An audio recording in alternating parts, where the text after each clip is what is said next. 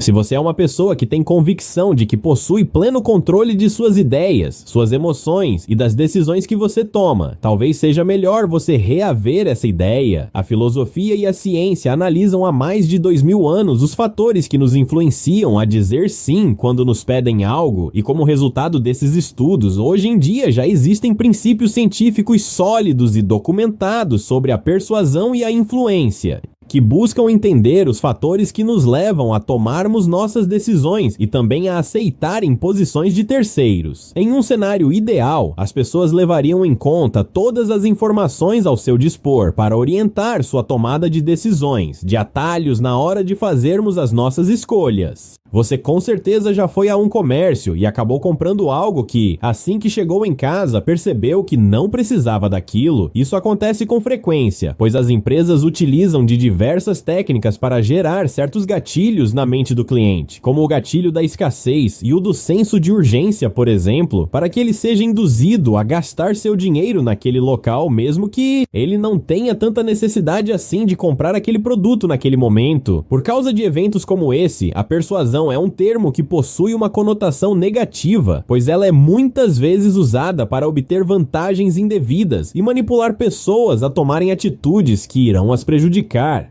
Porém, ela também é bastante utilizada para finalidades positivas, como quando alguém tenta manipular o filho para que ele coma vegetais, ou quando alguém te influencia a buscar uma carreira melhor, a tomar uma boa decisão de investimento, a entrar na academia ou até a parar de fumar. Portanto, a persuasão e o poder de influência podem ser usados também para melhorar a vida das pessoas próximas a você.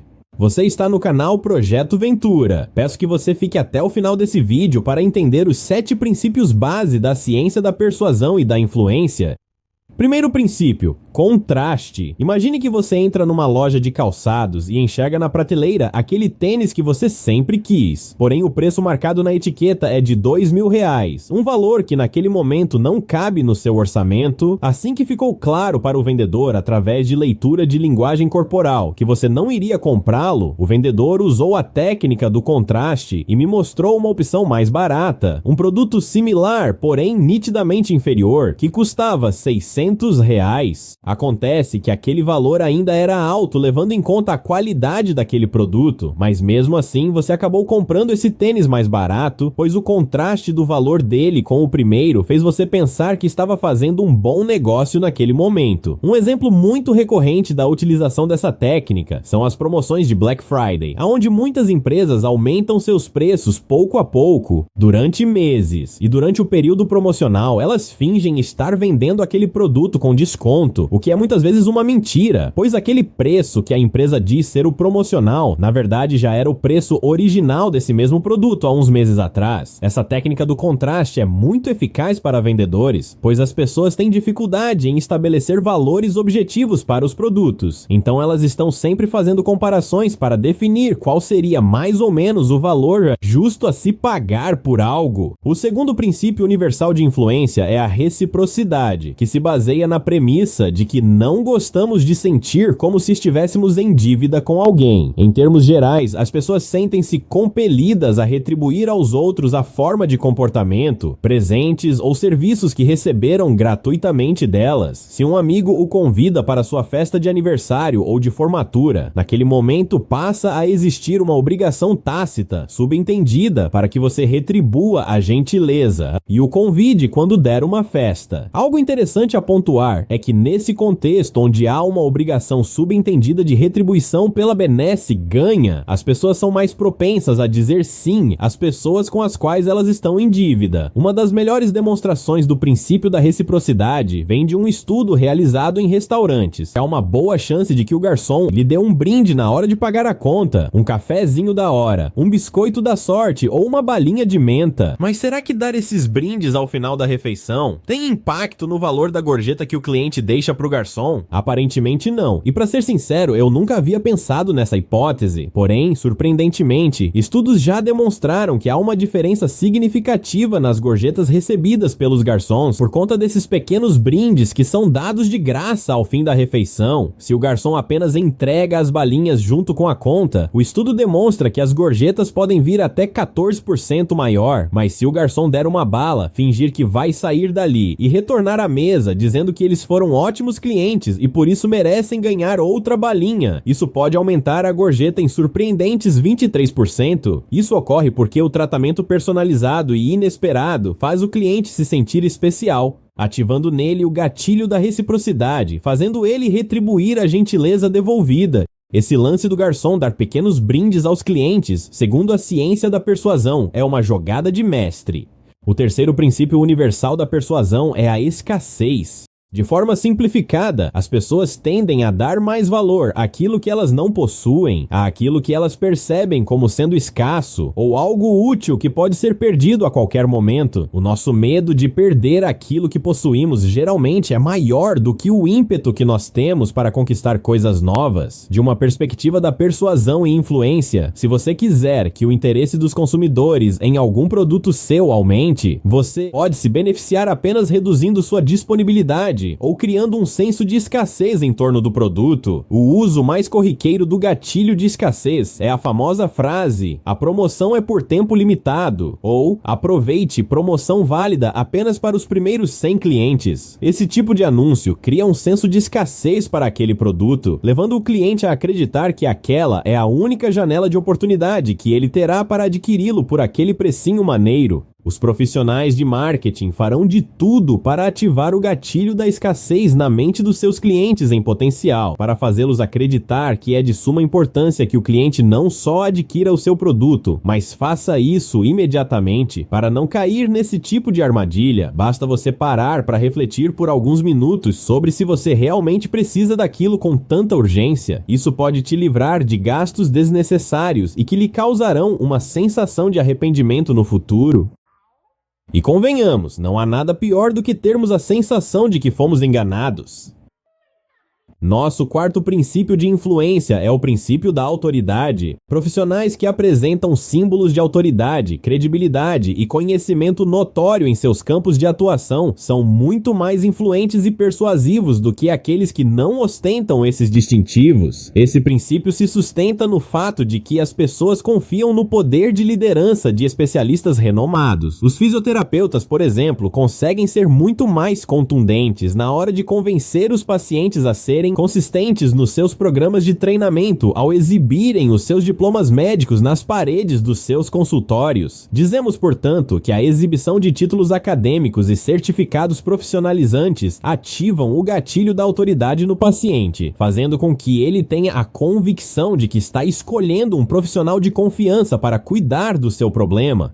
Posar como autoridade pode apresentar certas dificuldades. O que a ciência da persuasão nos diz é que é importante sinalizar aos outros de forma muito clara o que faz de você um profissional qualificado e de confiança antes de tentar se impor e influenciar pessoas. Certamente é meio complicado você sair por aí tentando convencer as pessoas por conta própria do quão brilhante você é no seu trabalho, mas de acordo com a ciência da persuasão, existe um jeito muito mais eficaz de se alcançar esse objetivo, que seria você arranjar outras pessoas que estivessem dispostas a tecer elogios ao seu trabalho, de forma pública, para que os seus clientes em potencial fiquem sabendo de sua competência. Um bom exemplo prático disso é o sistema de reputação de vendas online, que nem quando você está na página de um produto, e nela você vê depoimentos de diversos clientes satisfeitos com aquele produto, ou quando você mesmo tem a oportunidade de avaliar um produto que adquiriu pela internet. Isso certamente pesa bastante na hora de tomarmos nossa decisão de compra, ainda mais quando ela é feita pela internet e nós não temos a oportunidade de testar aquele produto pessoalmente. Detalhe interessante é que os depoimentos dos clientes às vezes dão detalhes minuciosos sobre o produto, o que pode acabar ajudando a tomarmos nossa decisão. O próximo princípio é a consistência e comprometimento.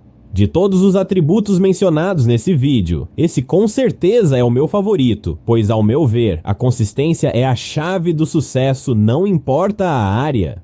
Quando nos tornamos inconsistentes, mudando de ideia frequentemente ou tomando direções opostas a escolhas anteriores, ficamos com a impressão de que nossa imagem é de alguém que muda de acordo com a conveniência da situação, correndo até o risco de ser taxado como hipócrita. Pense nos políticos e como eles são criticados veementemente quando ele muda seu discurso. Isso demonstra que quanto mais pública é a nossa opinião a respeito de algo, mais difícil é para nós a abandonarmos. A consistência, além de ser um atributo de valor pessoal e estima social altíssimos, possui grande influência no nosso comportamento do dia a dia, pois a tendência de que continuemos a fazer coisas que já fizemos antes é altíssima, mais ou menos como o princípio da inércia da física, que diz que um corpo em movimento tende a continuar em movimento. Então, se você precisa fazer uma mudança radical em alguma área da sua vida, simplesmente dê o primeiro passo e deixe que a inércia presente no fator consistência tome conta do resto. A consistência é um conceito muito respeitado entre as pessoas, o que nos leva a querermos ter para si uma imagem de indivíduos racionais, assertivos, estáveis e de confiança. Além disso, a consistência é tida como uma espécie de atalho mental, pois quando precisamos fazer uma escolha, nós geralmente evitamos perder tempo reavaliando as evidências caso já tenhamos feito escolhas semelhantes no passado. Então, naturalmente, nós fazemos suposições e usamos conceitos pré-estabelecidos. O sexto princípio é o princípio da afeição, que remete a ter estima, gostar ou ter simpatia por alguém. Parece algo meio óbvio, mas as pessoas são muito mais inclinadas a serem influenciadas e persuadidas por aqueles a quem elas possuem alguma afeição, simpatia ou algo do gênero. É bastante comum ver pessoas se irritarem porque um colega de trabalho foi promovido sem muitos esforços, apenas por conta de sua boa aparência, ou de um estelionatário que se utilizava de seu charme para manipular e tirar vantagem de alguns desavisados. Mas o que faz com que uma pessoa acabe gostando da outra? A ciência da persuasão nos diz que existem 3 fatores principais. Gostamos de pessoas que são semelhantes a nós, de pessoas que nos elogiam e de pessoas que cooperam conosco em direção a objetivos em comum. O princípio da afeição é amplamente aplicado no mundo da publicidade. É muito comum vermos publicidades que exibem indivíduos ou personagens estrategicamente desenhados para parecer com alguém que em tese deveria ser o público-alvo de um produto. O objetivo é fazer com que as pessoas que vejam aquela publicidade acabem se identificando de alguma forma com esse personagem, e se isso acontecer, maior a chance dele ser influenciado a querer consumir aquele produto. O princípio final que abordaremos no vídeo é o consenso, também conhecido como prova social. Seres humanos são por natureza seres sociais e por esse motivo, eles sentem que é importante se adequar a uma série de normas impostas pela sociedade. Isso significa que no que diz respeito ao nosso processo de tomada de decisões, nós geralmente olhamos para as pessoas ao redor e reparamos naquilo que elas estão fazendo para aí sim nós fazermos nossas escolhas. Um exemplo clássico usado para ilustrar o princípio do consenso é a forma como os hotéis tentam convencer seus hóspedes a reutilizarem as toalhas e lençóis durante sua estadia, ao invés de simplesmente descartar esses itens. A fim de persuadir o cliente a reutilizar tais itens, o hotel costuma deixar algumas mensagens no quarto, sinalizando para o fato de que a maioria, digamos 80% dos hóspedes, preferem reutilizar as toalhas ao invés de descartá-las. Essa estratégia é bastante eficiente e certamente funciona bem melhor do que escrever algo como reutilize as toalhas para não prejudicar o meio ambiente, ou algo do tipo. Você consegue lembrar de alguma situação onde mais de um desses 7 princípios é aplicado? Deixe aí nos comentários. Por hoje é isso, meus amigos. Agradeço demais aí a presença de todos. Não se esqueça de deixar aquele like maneiro e se inscrever no canal, porque isso me ajuda bastante. Muitíssimo obrigado e até breve!